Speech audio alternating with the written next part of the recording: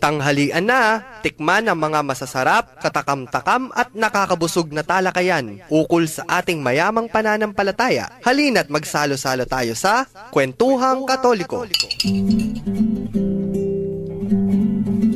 Magandang tanghali po sa ating mga ginigiliw na tagapakinig ngayong araw ng Miyerkules. Midweek na po. Ako po si Karen para sa Commission on Catechesis ng Archdiocese of San Fernando sa ating programang Kwentuhang Katoliko sa 91.9 Bright FM. At ito naman po si Shirley. Magandang tanghali po sa inyong lahat. At si Among Jean, ang inyo pong kakwentuhan. Magandang tanghali po sa inyong lahat. August 12, Karen, special day din ito. Ayo po. Special day kasi, well, may santo, pero sa local na... Meron ding isang, hindi santo, pero... Hindi pa. Hindi pa. Pero, siya ang ating sinasanto. Oo nga, kailangan behave tayo. Yes. Ngayon po ay ika-11 taong anibersaryo ng pagkahirang bilang obispo ng ating kagalang-galang na Arsobispo si Apong Dong. It's his episcopal ordination anniversary today. Ika-11 taon, 11th year. Yes. So, binabati po natin si Among Dong. No? Happy anniversary po. Okay. Siyang nag-lead ng ating morning prayer for the Blessed Mother in preparation for her novena. Ay, preparation for her feast sa August 15 sa cathedral kanina. Kasama niya ang isa pang santong sinasanto. Si Among Seto, the Emeritus Archbishop. Ba, Among, ang ganda-ganda nga ng inyong lineup kanina eh. Parang firing line ng mga santo. No. Star-studded yung altar kanina. Dalawang santo-santito. Si Reverend Dudley, ano? Malayo pa yun. Nagla-lunch na niyan, no? Opo. Baka, no? Ayan, si Atching Press nagte-text na nga, yung ating mabait na kusinera sa meron bang Chancery. Episcopal cake? Atching Press, i-text mo po sa amin kung may cake daw. Nang makipaghimagas tayo pagkatapos nito. Tamang-tama.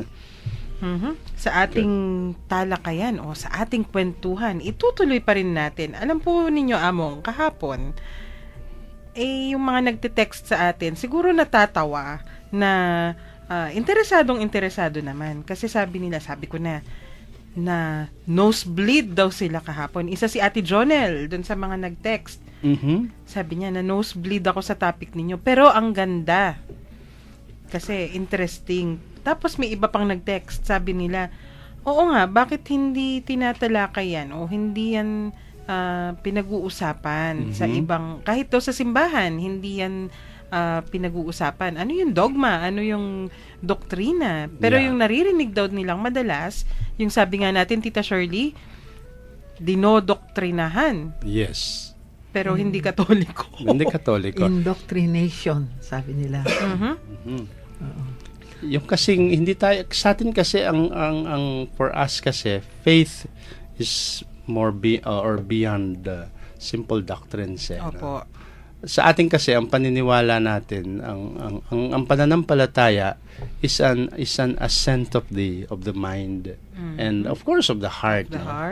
To what we accept as mga katotohanan na ipinakilala sa atin at ipinahayag. Wala sa atin ng debate. Opo. Mga style na, turuan mo kami, explain mo sa amin ng ganito. Well, you can maybe mayroong pagpapaliwanag, pero hindi yun ang pinakabuod nun eh. Ang pinakabuod is we present the mysteries and the articles ng ating pananampalataya with the view na ang isang nananampalataya ay kanyang isa puso, no? At tanggapin ng buong pagmamahal, not blindly, but yung talagang may assent yung kanyang paniniwala, no? Hindi kasi pag isinubject mo sa debate, Mhm. Alam mo naman ang debate, walang kapupuntahan, no? Tsaka kasi kapag debate, para pong pipilit mo yung gusto mo, pipilit niya yung gusto niya. Oo. Di ba yung... Wala kayong common ground. Hindi mo alam kung nare-resolve ba, mas nagkakaintindihan ba kayo o nagpapatigasan lang kayo ng prinsipyo. Yes. Oo, at kung minsan naging personalan na lang. Opo. Yeah. Kaya, yung sa atin is, we present the dogma. And it is, yung ginamit na term ni Among Joel was to propose, no? Actually, it's also being presented for us to believe. And malaya ang isang tao, no? Natanggapin o hindi. But of course, the greatest act of freedom is the act of faith itself. Ang ganda nun. Ayan, dumugo na naman ang ilong siguro ni Jonel niya. Mamaya, makikita ko siya. Sasabihin sa akin, sige, gandahan nyo pa. Kasi sabi ko sa kanya, huwag kang mag-alala, Ate Jo. Bukas, mas lilinawin namin. Pero habang tayo'y nagkukwentuhan sa ating mga listeners, kung nais po kayong itanong o may nais kayong i-comment, mag-text lang po sa numbers na ito. Opo, sa Smart 0918-351-8282, 0918-351-8282 at sa Globe 0917-363-3738, 0917-363-3738. Habang kayo po ay nagte-text sa amin ng inyong mga kwento o ng inyong mga tanong, may isang awit po tayong dedicated sa ating Arsobispo kay Apong Dong, itong Tayo Na't Magdiwang.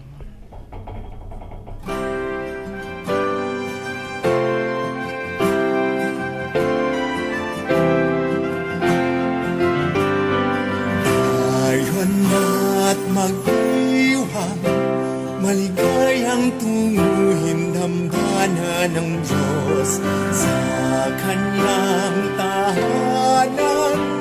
Lahat tayo'y tanggap at bawang minamahal niya. Tayo na't magdiwang, maligayang tunguhin dambana ng Diyos sa kanyang tahanan. Lahat tayo'y tanggap at bawang minamahal niya. Tayo na at magdasal na maghari sa tanan, ang katatagan, kapayapaan sa hirang niyang sambayanan.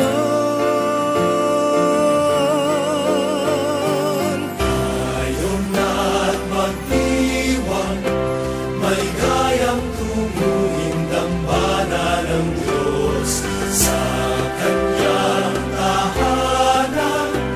Lahat tayo'y tanggap at bawang minamahal niya. Diyos na di laging tanglaw, sa araw siya'y liwanag. Sinag naman ng buwan magdamag at ilaw magpakailanman.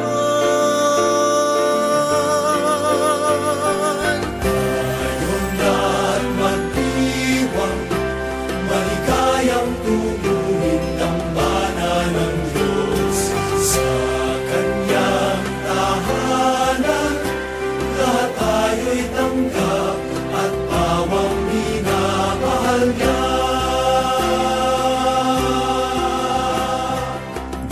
Hab-hab-hayaan, irog niyang sambayanan. Pulhong niya'y laging maaasahan, pag-ibig niya laging tapat. Tayo na't magdiwang, maligayang tunguhin dambana ng Diyos sa kanyang tahanan. Lahat tayo'y tanggap at bawang minamahal niya.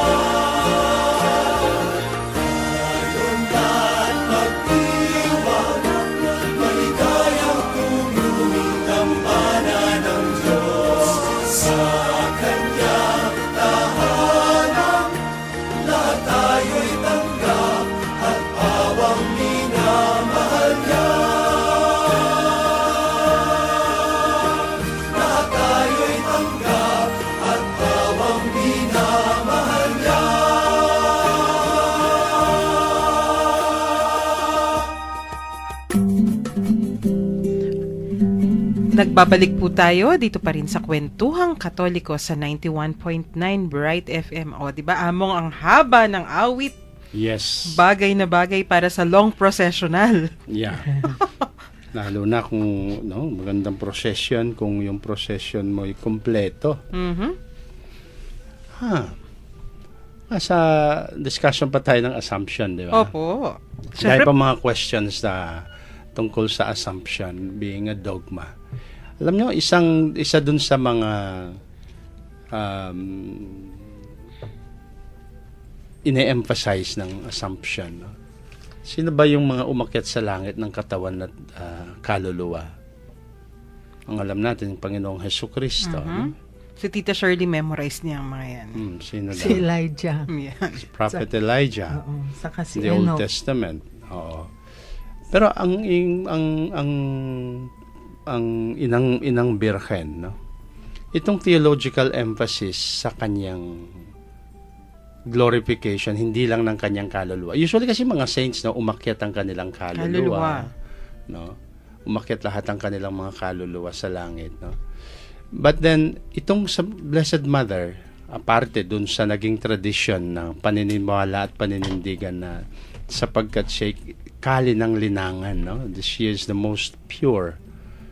Hindi lang ngayon ng saloobin, kundi pati ng kanyang katawan. Kasi the Lord prepared her body to receive the growing body in her womb of the humanity ng pagkatao ng ating Panginoong Jesus, no? Ang Diyos na nagkatawang tao. So, ang shifting ngayon, hindi lang sa kanyang kaluluwa, kundi sa whole persona niya. Inclusive yung buong katawan din niya. Opo. Kaya, yung pag-glorify doon, kasi parang glorification also of her body ito. No? Kaya umakyat sa langit, no? Pati yung katawan, is actually parang anticipating yung state that was promised to the rest of us, humankind. Ano yun, hindi ba? Yung balang araw, tayo din ay mabubuhay na maguli in our glorified bodies. No? Hindi lang ngayon ng kaluluwa, kundi we will have our glorified bodies, no, to share in the resurrection of Christ. So parang prefigurement na din ng kabuuang simbahan na ang mangyayari dung nitong sa Assumption of Our Lady. Para bang in the language ng isang teologo na pinagpipitagan dito sa diocese, no, si Apong Ninoy Canlas. Ay, ang aming darling Apong Ninoy. Ang sabi niya, kung nakayanan ng Birhen, kaya din natin. Parang ganon, no? So she is our hope. She is our prefigurement na maaari ding nating maatim o ma-attain one day. That we will also be sharers in our glorified bodies. No? Among, paki-explain po yung glorified bodies. Kasi ibig bang sabihin, kunwari, ako kulang ng height. Pag naging mabait ba ako ngayon, pag abot ko ng langit, tatangkad ako? No, ako din, ganun din ang sabi ko. No? Ito bang ako'y mamamatay ngayon, nakalbo ako. Pag ako'y muling mabuhay na maguli, kalbo pa rin ba ako? O kaya, yung kaibigan kong si King Kong, no? Mukhang King Kong, namatay na King Kong, pagka buhay bagang mag-uli, mukha pa rin King Kong. No? Alam mo, ang glorified body, haywang ko. Pero ang alam ko, siguradong hindi ganito ang aking katawan na, no? It will be a glorified one. Ibig sabihin, puno na ng kaliwanagan ng Diyos, no? It will be a body na katawan pa rin, pero I'm sure hindi naman siguro kalbo, no? Talaga. And it will not matter anymore kung ano man yung itsura. That is the mystery. Pero ang alam natin, mangyayari at mangyayari yun. It is not, of course, not the suffering body that we have today. Kasi yung katawan natin ngayon, di ba, masagi ka lang sa nakausling pako. Sakit. Masakit, nasugatan. Yes. So, siguro pag glorified body, hindi nakatawang nagdurusa, hindi nakatawang nasasaktan, hindi nakatawang pinagsasawaan, hindi nakatawang kinaiinisan. No? Kinaiinisan. So, sa bagay. It is a body na embodiment na ng kabuuan ng ating pagkatao. Yun. Parang partly siguro yun yung kaganapan ng creation. Yes. Kasi in Right. every, di ba sabi nga nila, in every individual, nandun daw yung kagampan o yung the fulfillment Yes. of creation. In Right. a way of course, hindi literal. Yeah, so yan ang alam ko, no? Now, the Blessed Mother, she's enjoying that state. And in her body, she's perfect ngayon in her body too, no? Hindi na magdudusa, no? But of course, yung mga dami tayong pwedeng gustong malaman, gustong i-individualize yan. But then, this is now the element of faith na, no? Okay, we cannot go beyond what we seem to understand simply right now. But with our intellect, but with the assumption of our faith, of course, everything is clear. Possible. Oo. Yun naman po yung hinihingi, di ba? Yung ating pananampalataya. Yung ating, sabi nga ninyo, assent. Yes. Pagtango, no? Pagtango. Pagtanggap. Actually, pagtanggap kasi po yan ng biyaya, di ba? Ng grasya. Yes. Tita Shirley, nung nagse-celebrate po kayo ng previous years, di ba? Feast of the Assumption, ganun na ba kalalim yung inyong pag-intindi? Ako ay ilang taong parish priest ko si Among Jean, pero ngayon ko pa lang yan Na-explain. narinig na ganun yan, na pagkaka-explain. Dahil nagtuturo kami ng religion, ng katekismo. Usually, pinag-aaralan namin paano namin ipapresent yun. So usually, kukwento namin yung kwento ng buhay ni Elijah, yung kwento sa buhay ni Enoch, yung apo ni Adan, na sila ay umakyat sa langit nang hindi namatay. So, katawan at kaluluwa, diretso.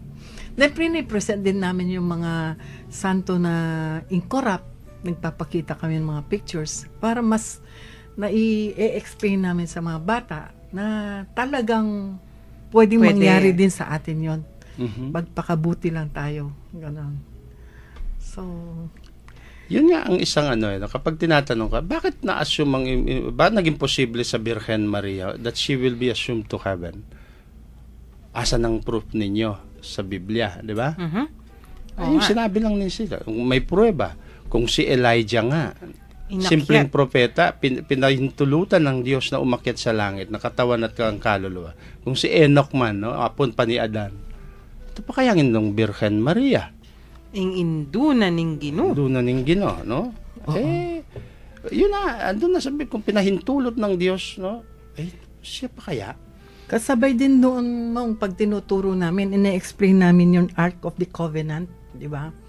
Doon sa loob ng Ark of the Covenant, nandoon yung tinapay, yung mana. Nandoon yung cane, yung tukod ni Aaron. Nandoon yung 10 Commandments. So, yun, dahil si Mama Mary, siya yung bagong Ark of the Covenant natin. Opo, tama. Nasa kanya, sa tiyan niya si Jesus na salita ng Diyos. So, yun ang tumutumba sa 10 Commandments. Yun, Good Shepherd siya. Di ba? May tukod siya. And then, yung mana, siya mismo. Di ba? Sa Eucharistia. So, doon sa Salmo, nandoon yun, Arise, Lord, come to your resting place, you and your majestic ark. Na sinama niya yung ark niya, yung majestic ark niya, sinama ni Jesus sa langit. Yeah. So yun, isa yun sa ginagamit namin na pag sinabing kung saan mo makakatagpo ka ng mga estudyante, lalo na kung grade 6 na, nakakaintindi, natuturuan din ng mga parents na may kritisismo sila. Talagang pinifeed sila ng mga topics na tatanong sa amin. So, kami nagre-ready din kami ng mga topics na gano'n. Ay, maganda po yun. Sasagot nyo. Oo. Kasi mahirap na. Opo. Tsaka doble. Napapahiya ka. Pero ang ganda po ng Tita Shirley, kung nagpapatanong yung mga magulang, di ba? Oo.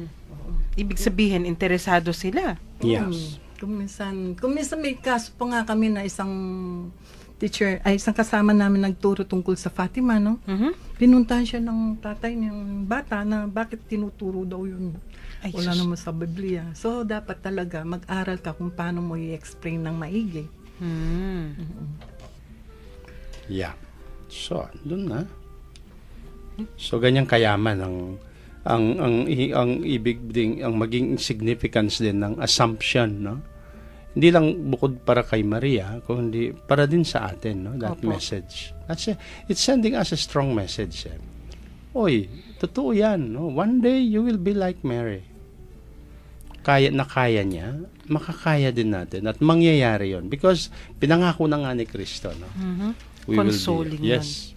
Napakalaking consolation sa ating mga naghihinagpis. Yes. Parang bigla akong mapapakanta ng Hail Holy Queen dito. Kasi in this valley of tears. Kaya kayo, hindi iniingatan ng inyong mga katawan. Nako. Kayong mga binibenta ninyo, inyong mga katawan, inaabuso ninyo sa assumption. You will be taught a big lesson. Ibig sabihin, tayo rin kailangan din. Those bodies should be taken care of because one day they will be glorified by God's grace. Kaya may obligasyon tayo na pangalagaan yung katawan. Di ba mong in the beginning naman from the start, we are always reminded ang ating mga katawan ay ang templo ng Espiritu Santo. Kaya nga sabi nung iba, Ang taray talaga. Diyos ko. pinapangalagaan ko pong katawan ko, among. Ito mo, maitim ako, nagpapaputi ako. Iba naman yun eh. Paano kung yung naalis ilong na yun? ko, pango, nagpapatangos ako. Paano kung naalis Ay. na yun, ano mong, yun, Yung gallbladder, yung Gallbladder. May mga kulang na. Gallbladder. No? Napakababaw naman kasing uri ng sabihin mo pangangalaga sa katawan. No? Ewan ko. Kung anong binigay ng Diyos sa'yo, mahalin mo. No? Wag mong palitan.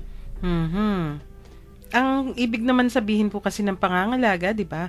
Yun nga, sabi ninyo, kung ano yung binigay sa'yo, ayusin. Huwag aabusuhin.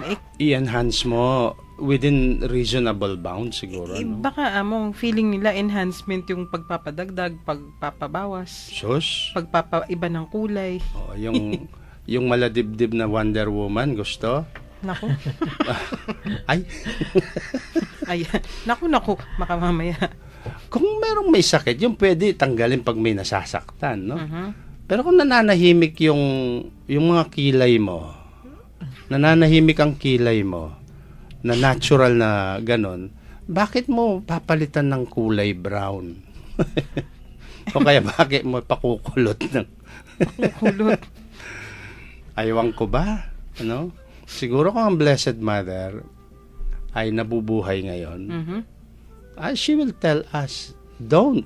Because yan, papanik sa langit yung katawan din ninyong yan.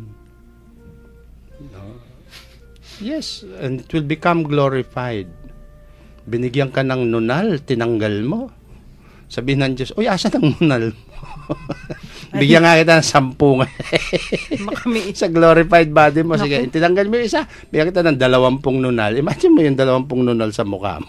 Na-imagine ko tuloy, Tita Shirley, bago tayo pababain sa lupa, bago tayo ipinanganak, may inventory po ba kung meron tayo? Oo, syempre. Tapos, pag akyat natin, i-check ulit kung yung inventory. Ayan. ano na Tingnan mo dagdag? implication ng assumption na it will as now ngayon talaga. No? Kung talagang tinitingnan mo, Mary was assumed into heaven, body and soul. So, yung katawan niya talagang ginalang ng Diyos, no? Talagang inuwi sa langit.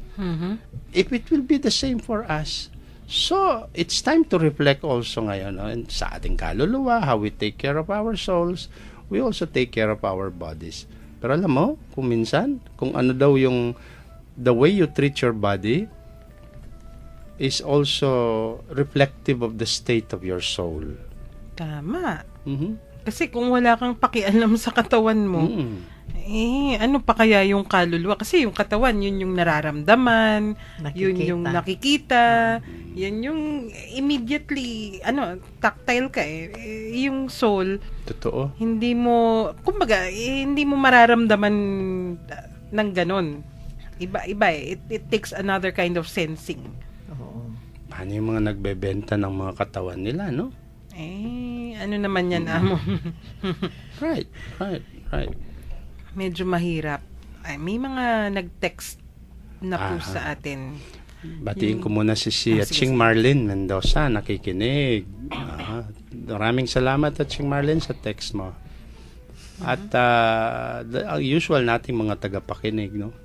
Opo. Ay, yan si Aching Martin talagang araw-araw yan nakikinig sa atin. At yan, actually sa akin pumapasok yung mga comment niya kasi pag sa inyo daw pumasok, baka madagdagan pa. Natatawa daw po siya sa atin, sa ating mga pinag-uusapan kasi may mga naaalala siya sa mga kilay na yan. Yun question among. In connection with our body, will be glorified. Kasalanan po bang maituturing pag nagpadagdag bawas ka for an aesthetic purposes lang po? From 9474. Nasabi ko na po kanina, no? I think we are within a certain nasa may ang tawag dito, within reason, no, ang bound natin. Of course, pinapansin natin, pero may mga extremes talaga na nakikita mo naman ng resulta, no? Hindi mo nakilala. I don't know. I think it's an obsession, eh. Ano naman po? Kasi kunyari Tita Shirley, 'di ba? Yung buhok mo naturally magulo. Buhok ko 'yun. Kahit anong suklay. So, ibig sabihin, yung enhancement, maglalagay ka ng gel or something, okay lang siguro yun. Para naman presentable. Pero kung ano-ano na yung pinaggagawa mo, every other day, ibang kulay, every other week, kulot ngayon, susunod, reband, ay medyo may problema yon. Natatawa nga ako kasi meron akong kilalang teenager, hindi mapakali, Lunes, brown ang eyes. Mata naman. Martes, green eyes. Miyerkules, naka-blue. Wala mga contacts na binibili, no? Sabi ko, hindi ka ba kontento sa sarili mo? Ano ba talaga ang kulay ng mata mo? Hindi ko alam ang kulay ng mata ko. Mariosep. Siya mismo hindi na niya alam. Ayun po isang reason din siguro among kung bakit hindi tayo dapat sa English, 'di ba? Tampering with our bodies. Kasi yung mga katawan natin, partly yan yung ating identity. Kasarinlan. Kung papalit-palit ka, hindi mo na alam kung sino ka nga ba talaga. Totoo. And I think ang bound natin is for health reasons, natural, we take to take care of our bodies. Kung meron kang tatanggalin, for health, no? To maintain your life, to have a more functional lang buhay mo, na hindi ka nasasaktan or whatever, na hindi ka nahihirapan. But, pag whims and na lang siguro, yung gusto ko ganito. Kaek-ekan, sabi ng mga bata ngayon. Oo. Ako nga, kung minsan na-imagine ko, ako may karapatan na akong gumamit ng wig, ano? Kasi, pero naisip ko, kung isang araw, magmimisa kaya ako, pipili ako yung style ng buhok ni Michael Jackson noong mga 1970s. Yung afro. Afro. Ano ka sasabihin ng mga tao? Tanto, hindi naman to parte ng katawan ko, no? Yung tanggalin mo na lang.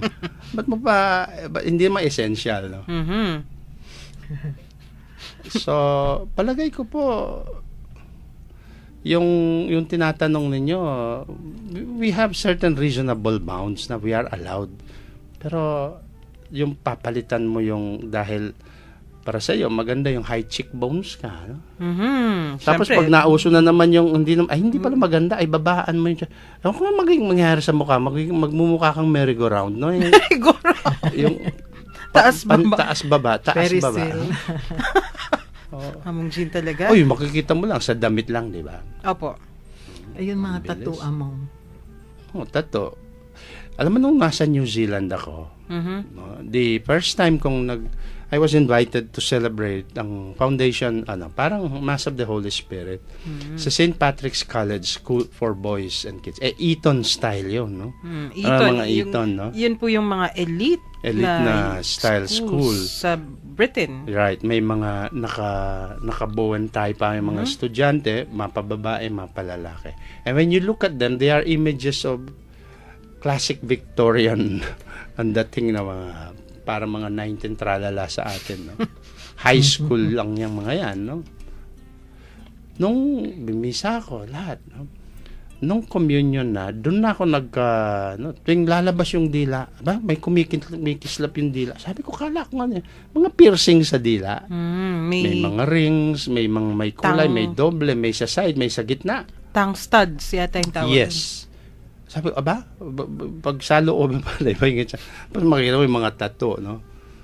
And then, naalala ko, doon kasi mahilig sila magpatato dahil kultura ng mga nila. Maori, no? Ng mga Maori. Pero, yung mga puti na nagpapatato, meron ding mga ako nakita naman ng clinics na dedicated for the removal of tattoo. Ito yung mga tao. Patato ng patato, ngayon naman gustong paalis yung patato. Ay, di mo maintindihan, no? Kaya dito din sa atin, uso din ngayon ng puro tato, no? Sabi ko, gusto kong magpatato din. Yun lang, butiki ang gusto kong ipalagay. Butiki? Lahat. Hindi ahas mo. Ayoko na. Saan po? Sa likod? Naalala ko tuloy yung nagtuturo kami. Sa braso. Sabi nung estudyante, bakit nagpapagupit kayo kasi daw yung mga long hair daw, pang babae lang. Hindi ba litrato ni Jesus, mahaba yung buhok niya. Sa kultura natin ngayon, para sa atin mahaba yun. Yung babae hanggang puwet yung buhok. Sabi niya mali daw dahil short hair daw yung mga lalaki. Sabi ko kung susundin natin yung kultura na nasa Biblia, hindi dapat meron tayong singsing sa ilong, sabi ko. Tita Shirley talaga. Di ba? May singsing talaga sa ilong yun. Basahin mo man sa Genesis. Opo. Kasi yung mga tribes nun, di ba? May kanya-kanyang adornments. Adornments sa katawan. Okay lang naman yun. Yun nga, nung panahon nila, hindi yun kalabisan. Kasi wala namang iba. Yun lang. Yung nga iba, no? Yan, may nag-text sa atin, sabi, naalala ko yung mga pinatatato yung kilay. Bakit ka ako? Pinanganak bang walang kilay? Ang nangyari siguro sa kabubuntot ng kilay, hindi na tumubo. Kaya ngayon, solusyon, tamad na mangguguhitan niya yung kilay niya kasi everyday guguhit ka. Pinapatato. May naturally manipis naman po yung... Pero yun ay dahil... Natural to, wala mong. Because nagre-reklamo si Beth, sabi niya, bakit wala tayong kilay? Sabi ko, tingnan mo si Mona Lisa, wala. Tama! Ayan. Mona Lisa tayo, sabi ko sa kanya. Classic, sabihin niyo, tita. Classic tayo, sabi ko. Totoo yun, no? By nature kasi, no? Ano yung nasa nature mo, binigay sa'yo, di? Nasa kultura mo. Opo. Ala. Parang ang bilis ng oras. Pero bago natin ituloy ang ating kwentuhan, yung mga babatiin natin, may mga nakikinig sa atin, Among, mga choir sa cathedral. Aling choir yan? Paul. Ang dami niyan. St. Paul. Kasama doon si Karen, katukayo ko na anak ni Ate Nitz na taga Santa Rita pero nandyan sa Capitol ngayon. Mga regular listeners natin. Happy listening sa inyo. At pinapabati din po kayo, syempre. Thank you. May questions pa po, Tita Shirley? Wala pang pumasok sa akin. Ituloy po natin ang ating kwentuhan pagkatapos ng isang maganda pang tugtugin.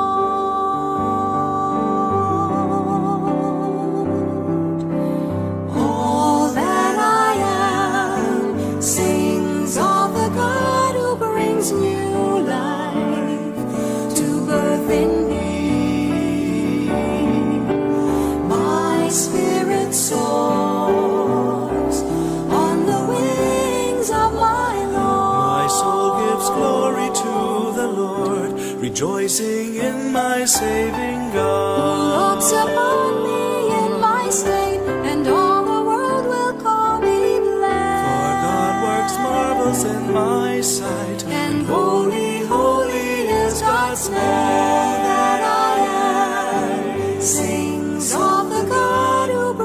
new life to birth in me. My spirit soars on the wings of my Lord. God's mercy is from age to age on those who follow in fear. Whose arm is power and strength, and scatters all the proud of heart. Cast the mighty from their thrones And raises up the lowly one.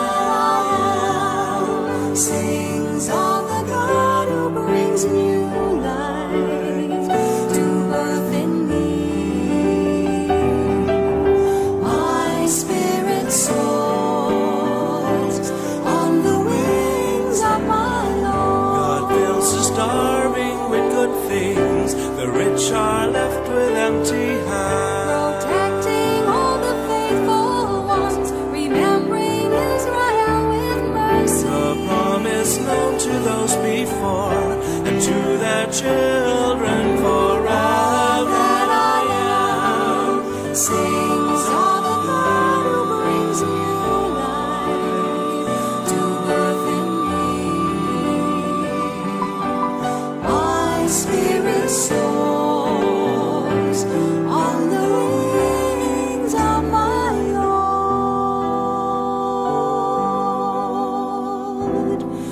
On the wings of my Lord.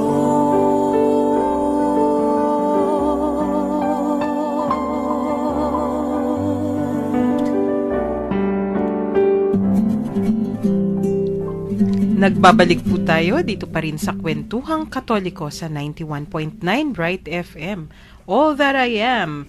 Actually, that's the other name for Magnificat.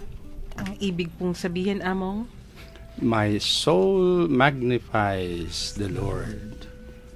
My spirit rejoices in God my Savior. Ang Magnificat, yan ang awit ng Inang Birhen. Yes. She sang a beautiful song, the Magnificat. Anima mea Dominum, Magnificat. Pag pinakinggan niyo po ng maayos yung awit, yung sinasabi natin mula kahapon, ang Inang Birhen ay sinundo papunta sa langit o sinundo pa uwi. So, not because she has special powers. Right. Alam mo, yun ang isang bagay na napakaganda rin sa spiritual significance ng Assumption. Nagamit mo na yung, I was just waiting, bigla mong binanggit yun, no? Iniuwi sa langit. She was, sa atin, assumere, no? In Latin, that's why Assumption, assumed into heaven. Opo. But kung gamitin siguro natin lalo sa ating mga Pilipino, hindi lang simpleng inakyat siya sa langit, kung hindi siya ay iniuwi sa langit. Kapag ikaw ay umuuwi, ibig sabihin, yun ang di ba? Sa tahanan mo yun, di ba? Yung umuwi ka sa ibang bahay, hindi, iba yun, no? Lumipat ng bakod. Sumakabilang bahay, iba yun. Pero yung pag sinabi na umuwi ka o iniuwi ka, you're taken back to where you came from. Kaya ang assumption din ngayon, kaya nga isa din to dun sa mga reflections, no? Tayo din, 'di ba, galing sa langit? Opo. Naniniwala ka ba doon? Ay, opo naman kasi maski si King Kong hulog ng langit. Kahit ano po, 'di ba? Everything comes from God. And where ang Diyos na nasa langit. Kaya we have to believe that, no? Yan ang ating basic goodness, no? Lahat tayo. Kaya one day uuwi at uuwi din tayo. Babalik at babalik din tayo sa ating pinanggalingan. We will all go back. Kaya tuwing ako nagmimisa paglabas ko sa altar, no? 'Di ba, when I venerate the altar mo, the Blessed Sacrament, pag nakatingin ako sa Blessed Mother na nakatingala sa langit na gano'n, no? Yung Our Lady of the Assumption na, or the Assumption of Our Lady, yung image, sabi ko, tay lang ho kayo. I'll be there too. No? Parang ganon. That's my faith. That's my hope. Right. And that's what I believe. And that's what we should believe. No? At yun ang ginigising sa atin, para sa akin, ng nitong dogma. More than just a simple dogma, but it's this reality at the same time is also a prefigurement ng mangyayari sa atin. No? Yung image na nakatingala, di ba? Di ba pag nakakakita tayo ng taong nakatingala ganun, nakikitingala tayo. Opo. Oo, no? Siya tinuturo din yung langit. Pointing. Pointing to heaven. Yeah. So si Mama Mary, pointer din. Yes. As in sa wedding of Cana, pointing to Jesus din. Yung ating inang mahal talaga, no? Ang dami-daming images na talagang akala mo ang simple-simple pero pregnant with meaning pala at napakaganda. Yeah, of Beauty course. and such grace. Oh, may isa na tayong texter dito. I also believe that. Which Yung sinabi ko kanina, yung the oh. assumption, na ibig sabihin na galing tata. Medyo nag-ano nga lang ng kaunti. Pag tinanong ka, kung galing tayo sa langit, ano nangyari? Well, paano nga ba? Sabi nga nila, kasi naman binigyan tayo ng kalayaan eh. Hindi, ikaw, nakita mo na ba yung picture mo, Karen? When you were a baby? O Opo. pinapicture ka ba niya Siyempre pong naman. Catalina? Ay, full album, amo. Meron ka bang picture yung nakadapa ka tapos naked kang yung Modest po si Mami. okay. Walang Di ba? ano. Ang cute-cute natin ng mga bata. Ano nangyari sa'yo? Ba't nagkaganon? Ay, may sagot ako dyan. Life happened. Nangyari ang buhay. Hindi sa atin, no? Pag what I said in my homily the other Sunday, no? Pag tayo bagong panganak, it is so easy to say yung galing tayo sa Diyos. Because we are so a picture of all innocence. Amuyin man nila tayo, amoy baby, parang amoy langit, no? Tapos pag ano nang nangyari sa atin ngayon, hindi na tayo amoy baby, amoy baul na tayo, no? And then, kasi nga, yung sinabi mong freedom, pag ginamit na natin yon, and then, our tendency to sin, our tendency to look at things that are not really important for us, no? Kakabisyo na lahat. Nawawala, parang natatakpan, but hindi nag-iiba yung katotohanan. Ano yung katotohanan? Na tayo'y galing sa Diyos. That will never change. What will change is our attitude.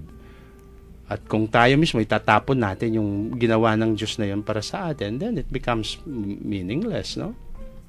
Tama yung salita ng Tagalog, among tayo ay nadapa. Yeah. Madumihan. Pero dahil galing tayo sa Diyos, at yun ang gusto ng Diyos na makabalik tayo. At pilit niya tayong binabalik sa Kanya. Diyan na yung grace, ang sanctifying grace, ang tulong ng Diyos, ang pag-ibig ng Diyos, no? And Mary illustrates to us yung mangyayari yun if we but also keep our trust, no, sa kabutihan ng Panginoon. May example dyan, among eh. Kung sabon daw, sabon na maputi, na it's supposed to be panlinis, at ang sabon ay malinis naman talaga. Kapag ang sabon nahulog sa buhangin, anong mangyayari? Di magkakaroon po siya ng buhangin. Yeah. Pero dahil ang buod o yung essence ng sabon ay panlinis, hugasan mo ang sabon, malinis siyang muli. Siyempre. May mga fans talaga si Among Jean.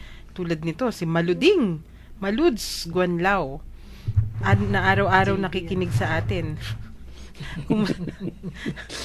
Tingin ko nakikitawa din sa atin. JD, di ko babasahin yung yung life story mong tinext ngayon lang. Pero ako, pwedeng pakopyan yan, gagawin nating script. Pwede. Yeah. Baka magalit mama niya eh. Nako, yung ating mga texters tuwang-tuwang nagsasabi, eto among, ayaw ipasabi kung sino siya. Ito yun. Pero, limbag na ako keng tula kang among. Sabi ito pwede natin i-share. Maganda itong reflection ni JD JD Welder. Kapampangan nga lang, sabi niya. Anya pong anak tamo, atin tamong superpower. Masaya tamo, pag masaya la rin nga, di ba? Tapos malungkot tamo, pag malungkot la. Proof na, galing langit tayo. Which is true when you're capable of doing good, no? And our Blessed Mother, she showed us, hey, no? It is possible. Pabalik tayo sa langit.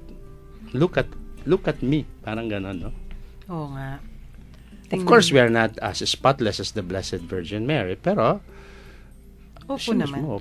Bukod tutulungan tangi naman tayo, siya. Tutulungan tayo by God's grace. Umabot na naman tayo sa oras ng pamamaalam. Kahit ayoko pang putulin, kailangan naman talaga. Itutuloy na lang po natin bukas at sa Friday. Makikikain pa tayo Ay, Sister Michelle, tayo nyo kami. Tapusin po natin ang ating episode sa isang dasal. Let us place ourselves in the presence of God.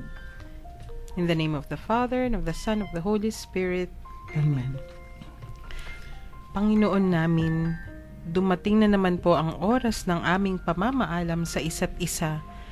Ganun pa man, kami po ay nagagalak dahil sa pinagkaloob mong pagkakataon, magtalakayan, magkwentuhan at matuto sa isa't isa hinggil sa aming pananampalatayang Katoliko. Basbasan mo po kaming lahat, lalong-lalo na ang aming mga naging kakwentuhan na nasa kani-kanilang mga tahanan, pinagtratabahuhan o kung saan man sila ngayon naroroon. Maging masaya po sana silang lagi dahil na rin sa inyong pananatili sa kanilang mga puso. Gawaran mo po sila ng kalusugan, ng pangangatawan at kaluluwa at ilayo mo po sila sa lahat ng kapahamakan. Kung sila man po ay may karamdaman ngayon o may dinaraanan silang paghihirap o suliranin, pagaanin mo po ang kanilang mga damdamin at ipadama ninyo sa kanila ang inyong pagmamahal at awa. Iniluluhog po namin ito sa ngalan ng aming Panginoong Hesukristo, naghahari kasama mo at ng banal na Espiritu, ngayon at magpasawalang hanggan. Amen. Virgen de los Remedios, Ipanalangin mo kami. Santo Cristo del Perdon, Kaawaan mo kami. At pagpalain tayo ng mga kapangyarihang Diyos, ng Ama, ng Anak at ng Espiritu Santo. Amen. Amen. Maraming salamat po sa pakikinig. Ito po si Shirley. God bless you and keep you. At ito po si Among Jean. Muli, magkikita-kita tayo bukas. Sa ngalan po ng Commission on Catechesis ng Archdiocese of San Fernando, ako po si Karen, nagpapaalam at nagpapasalamat sa araw na ito. At ating nibunyag, awitan siya.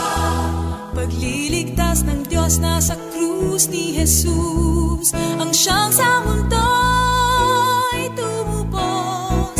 Langit at lupa siya'y papurihan, araw at talas siya'y parangalan.